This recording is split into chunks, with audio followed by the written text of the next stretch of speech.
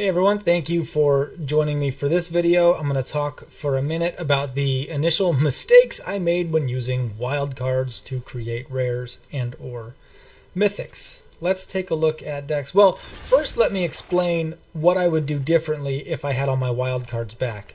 I would make this deck right here. This is mono blue tempo and it did well at a Grand Prix, and I was able to copy the deck list and import it, which gave me what you see in red are the missing cards I would need. So I need Curious Obsessions, I need Opt, Merfolk Trickster, Warkite Marauder, 3 Tempest Djinns, you do get one in the mono blue deck that they start you out with, and 4 Wizards Retorts. So that's 4 uncommons, 3, 4, 5 rares, 8 uncommons, 4 commons, 12 uncommons. So I could craft the Ops right now, but I would still be 5 uncommons away and then 1 rare wild card away from crafting the deck. This is my current goal to get to, and I'm not too far off. So by the time it's all said and done, after I do the box opening, I'm gonna buy 36 packs, I should get enough wild cards out of that to create this deck right here, plus hopefully some others. Now if I had the wild cards back from the ones I had used, I could easily make a deck like this one. So let me, and this doesn't take any mythics either, so you could use your mythics on whatever you wanted to. So I'll just go over some of the wild cards that I used for deck ideas. I made this Gutterball deck, which is a black-red burn deck. This is the one I'll be playing today. But just as an example, I made 4 Guttersnipes. I way jumped the gun, because you get 4. They will hand you 4 if you just play through the game. I didn't do that. I made them. I wanted to make a deck. So I made Guttersnipes, I made Doublecasts, again, they will hand them to you. I made the Flames of Keld. Just mistakes I made. I was just making cards. I made Lavarunners, I did that. I made a couple Sovereign's Bites, they didn't hand those to me. But these are commons, and commons are actually easier to come by than uncommons. Uncommons are virtually impossible. Like, you'll never have enough uncommons when you first start out. And I made Wizard's Lightnings also. So if I didn't do that, I could make the mono blue tempo deck, which I think stands a better chance of winning. I also made 1 Rekindling Phoenix to give me 2 to make this more of a tougher deck down the stretch in longer games, if they go that long. And I made a couple Banefire. So without those, I could have made the mono blue deck pretty easily. So, like I said earlier, and land. I don't foresee ever having like a suitable land base for my decks, just because it's 8 rares per deck if you're doing 2 colors, just in land, let alone the other cards you might need to play with to make them good. So let's take a quick look at, well, let me revisit. I don't know if you saw the video of my mono green like upgrades deck, but I did make 4 of Steel Leaf Champions. I think this card's going to be around for quite a while. So I made 4 of those, I made 1 Galta, and I made 2 Vivians. Vivians are mythics, no big deal. You have room to make a few mythics in your decks. I would probably switch that out for like Aurelia, but I did this before Guilds of Ravnica came out. I wouldn't do that again. And the next time they do a set will be in January. I will save up 36,000 gold, and boom, day 1 I'll open a box. So that's my plan going forward. Now that I know that, I'm going to plan this out better. I even did the same thing with a Dimir deck. I put this together off of a deck list, and look at how pathetic this is. Including land, I've got 36 out of 60 cards needed. It's not good. I just don't have the card base for this yet. I'd love to have it, but I don't. So the closest thing that I have to a deck that might work is this red-black burn deck. And full disclosure, I copied this from Merchant's red-black burn deck from the prior phase. So back when Kaladesh was still out, and there were Soulscar Mages, and instead of Sword Point Diplomacy, I had Glint Sleeve Siphoners. It was good. It was good. It worked out. But I think a deck like this gives me the best chance to win right now. So let's see how it plays. I will just jump through a few games with it, just to kind of show you guys what the deck is trying to do now and how it competes. What I would really want to do is put in risk factors in this deck. If I were to keep it almost exactly the same, I would take out the Tormenting Voices and maybe even the sword points, and just put in risk factor. Maybe I'll leave the sword points. But risk factor is so strong. You gotta, if you're playing, and you're gonna be playing red, either Boros or Rakdos, whatever they call it, you will be. Will I draw a land? I think I will. I think I will draw a land, and I think I will keep this one mountain hand. There's only 20 lands in the deck, so with a deck like this, I get mana hosed quite a bit. Just part of the game. And I wanted to go with a burn deck initially over like a control deck or a tempo deck, because games are over quickly. I know when I'm going to lose. I know when I'm going to win. And the cards, you know, skew uncommons and commons, so it wasn't all that tricky to get a hold of, you know, Sovereign's Bites and sword points. I'm not sold on having the Phoenixes in there, but I like them. A lot of times I'll discard them with like Tormenting Voice, or if I'll drop Flame of Keld, that's what ends up going. So I mean, 1 mana for the win, right? I don't see how I win this game. I probably should have taken that mulligan. But if, I mean, I'm holding 2, 4, 7 more damage.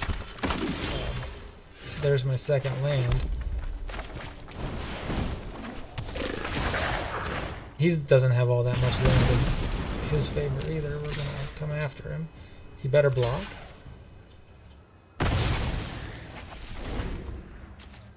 And all I need is my two. Well, I can't do Sovereign's Bite. That's poopy.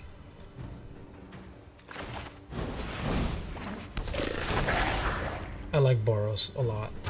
I need to get some of these cards. We're not going to attack. We will respect the Boros Challenger.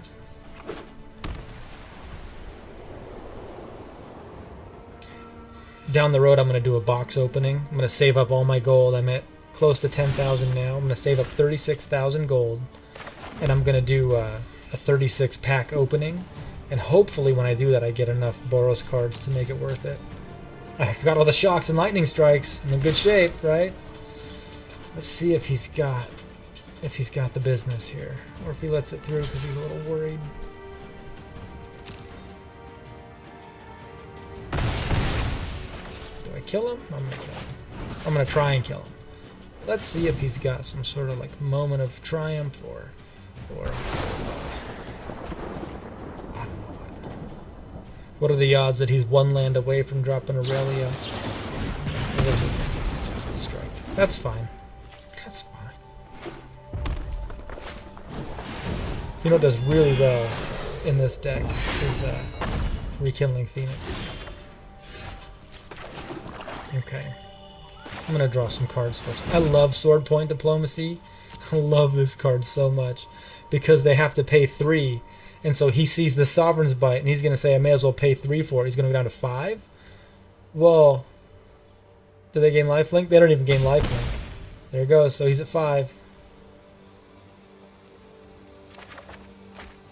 Wait a minute. He misplayed that. He took the land? Okay. Yeah, oops. I got you. It's cool. It's cool. He's going to quit.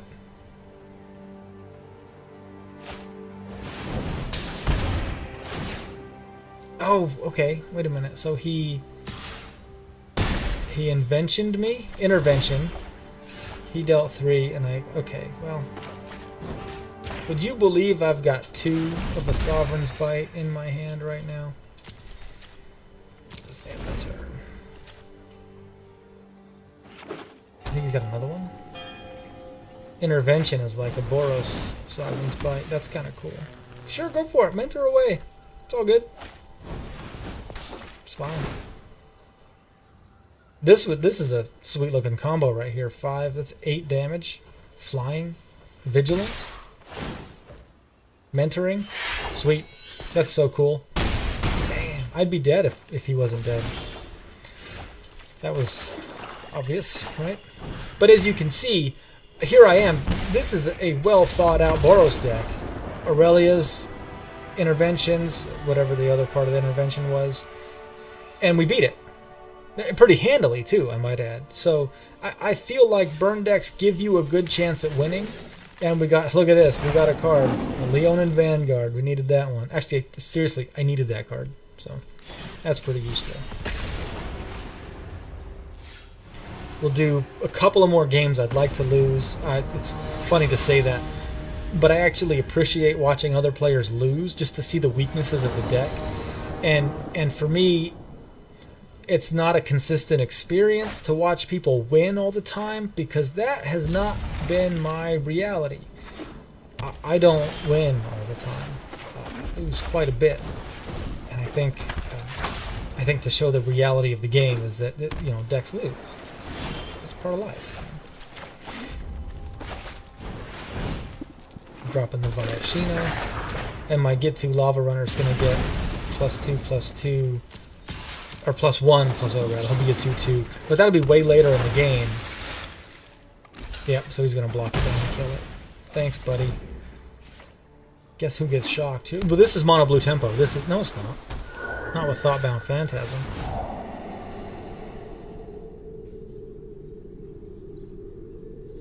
I like these Thoughtbound Phantasms. This is a fabulous, beefy creature that just gets huge and awesome. Okay, so let's drop the Pyromancer. And then we'll attack. And if he blocks, we'll shock the creature. Yep. Oh, I shouldn't have done that, because I didn't plan on you blocking. Except for I did. And that Phantasm is a much bigger loss for him than my Pyromancer was for me.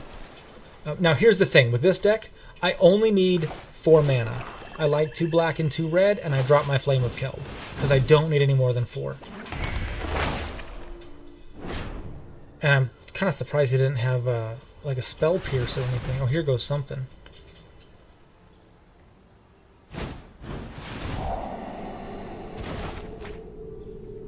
That is fabulous timing. This gentleman is a professional. That was slick. Now let's calculate some damage. Okay, so here's the other thing. Sovereign's Bite only does me any good as it's black. So Flame of Keld's gonna pop next turn. If a red source I control deals damage, it does that much +2. Saving Sovereign's Bite doesn't do much good, so I'm gonna go ahead and use it. And hopefully live. There's no point in saving it. Oh, and we're not going to attack because he'll get munched on. Now if I attack next turn, he'll... Yeah, fine. He knows, but he's got something. He knows better. Plus he's playing a superior deck, I might add. This mono blue deck is better. He can draw cards. Oh boy. Let's see what happens.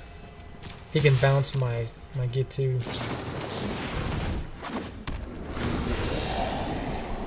You may return target. Oh, no, permanent. Lovely. So he's got a Dream Eater loaded with mythics. I don't know why it's putting me up against this deck. It shouldn't be.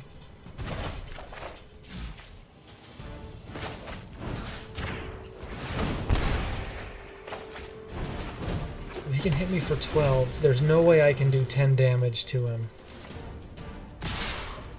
Surveil 4.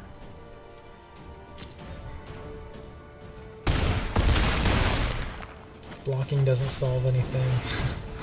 I need that on a bumper sticker. There he is. There's Guttersnipe. If I had my Guttersnipe out, and he didn't die, he would have died. He would have killed him. But just as an example, that's 2, 4, 6, 8 damage that Guttersnipe would have done. So let's attack. And like if I wasn't recording this game, I probably would have quit by now just because I know how it's gonna go. And there's no chance I win this game. Look at this. This is fabulous. I love all this flying that I'm getting hit with. And I'm gonna break the cardinal rule and block the Guttersnipe because I'm dead anyways. So there you go. Tempo decks, control. Sometimes I can sneak up under control. The Golgari tokens do well against this deck, and so does life gain. So if they're playing like a vampire token life gain deck, not gonna do well. I think risk factor fixes that, but I don't have any. So let's see what we got here, and then we'll call it a day.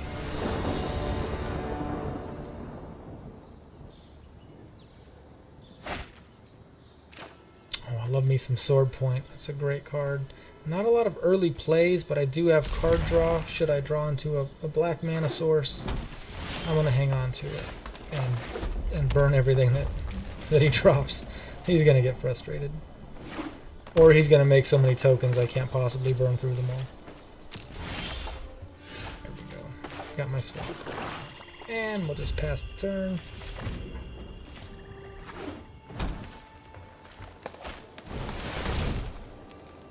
Oh boy.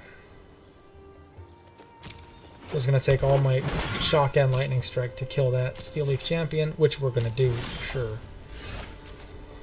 Dragonskull, yep, that comes into play. Ready to be played. You know what? Should I double cast? I'm going to double cast and shock it. Check this out. That way oh, you got to be kidding me. Right. I played a swamp and I couldn't shock because double cast is too red. That is the game. Alright, one more game after this one. That was just a blunder on my part. And he's got a Vine Mare out, which is a strong uncommon that everybody should have. I can do a whole lot of nothing about it. It's so good. Can't be blocked by black creatures. Doesn't really do much against this deck because it's all red, so I could block it down. And here comes 7. This pairs really well with like the Sigiled Sword of Valoron too, or anything that gives him. I'll attack. Go ahead. Anything that gives him vigilance. So good. Look at this. That's quick. Well done, sir. Well done. Let's go with the Lavarunner. Use him as a blocker, and let's draw some cards. I gotta think he's gonna give us all these, being that he's about to win, especially if he gives this thing trample. I'm dead. Unless he's scared of any of those. They typically pay the 3 life for Guttersnipe. Let's see what he's paying for. There's 1.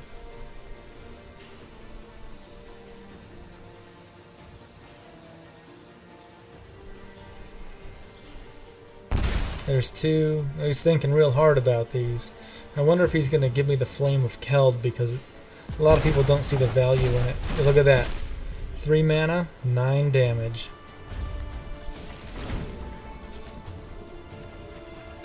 Those are pretty good. Pretty good set of cards there.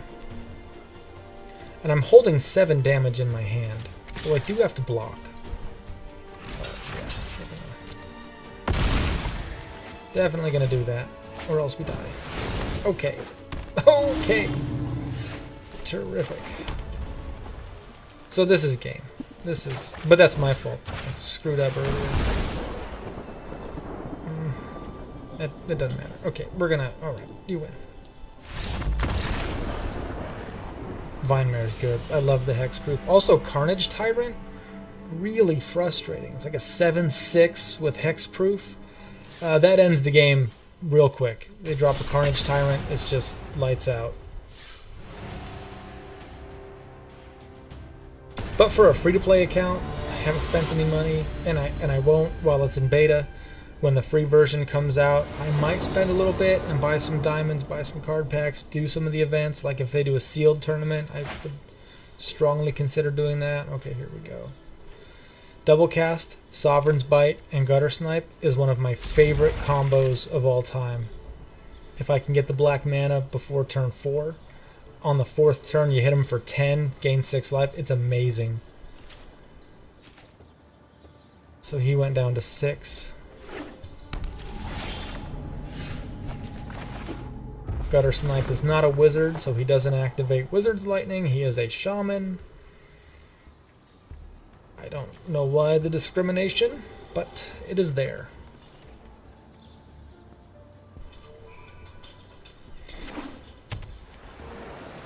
Okay, what's he got? We're going to discard. He's going to Thought Erasure. Or... oh, Spy Bug. Okay, I can get behind that.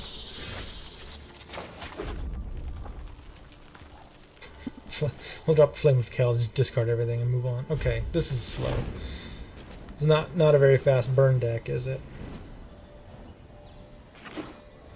If I was playing anything but this deck, I'd say that's okay, but against Dimir, it's not okay. You can't have a slow start. I really got to get up under this deck and put some pressure on him early so he starts blocking with that Spy Bug and doesn't... oh, goodness.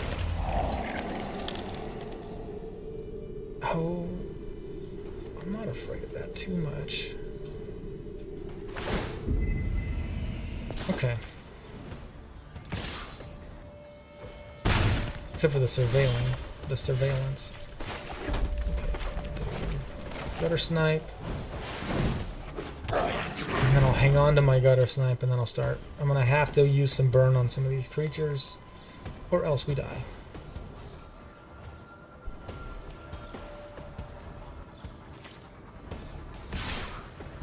Of course, if I draw land, I can Phoenix, and the Phoenix is pretty scary for this deck because he doesn't have anything. Typically, they don't have anything to deal with the token. So let's see what happens.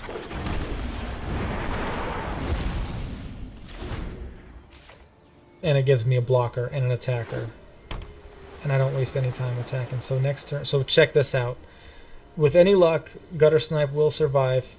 And then I can do the Doublecast Sovereign's Bite, and you can see how this plays out. Though my win rate against this deck, against Dimir, is very low with this deck. Very low. I'm just up against, you know, a better deck, better cards.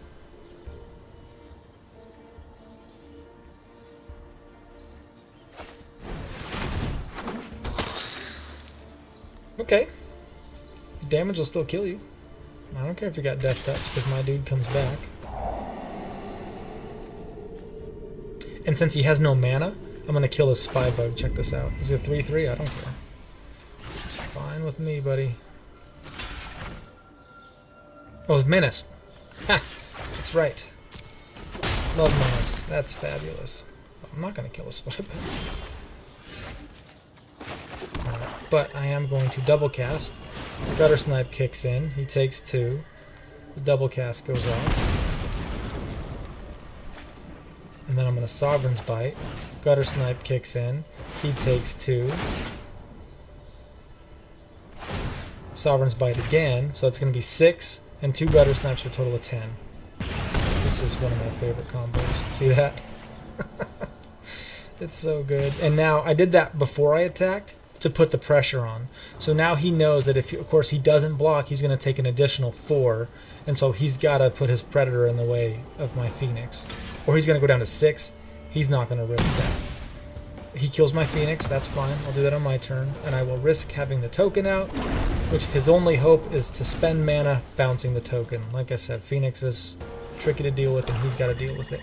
I can take 3, 4 from his Spy Bug, no problem. I'll do that. I could even drop... no, I can't. He took... oh, he took the... I love when they do that. So he took my token. And now I can't get my Phoenix back. But what he doesn't realize is I don't always need my Phoenix back. So this is going to be pretty strong stuff.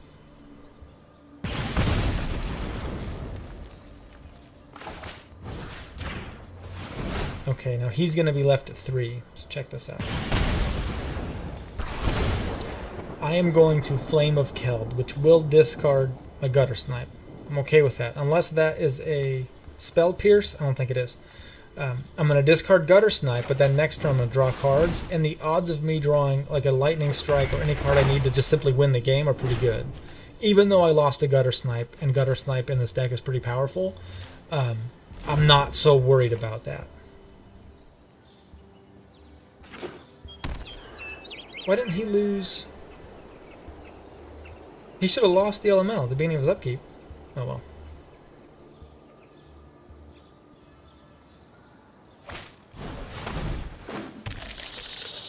Perfect. The game is ours.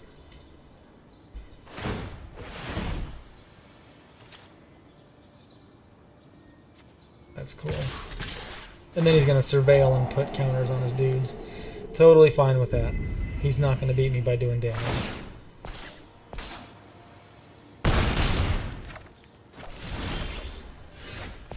And I draw one and there he goes. So there you have it. That is why I built a burn deck, because I rarely run into mana issues. I don't need to spend the rares to create a mana base for myself. And it's not... Games don't go very long with this deck. That's about as long as they'll go. But again, I did make some mistakes. I crafted cards before the set came out. I crafted cards for 2 different decks with my wild cards, so I probably wouldn't do that again. And I made decks before the new set had come out, which totally changed what the decks were that were good anyways. So, you know, follow me along. I will rebuild this collection. This is all free to play, so I haven't spent any money yet. And then I will, as time goes on, I'll rebuild the collection. I'll buy some packs. I'll get some new cards. And I'll start building up hopefully some pretty competitive decks. Anyways, thanks for watching. Have a good one.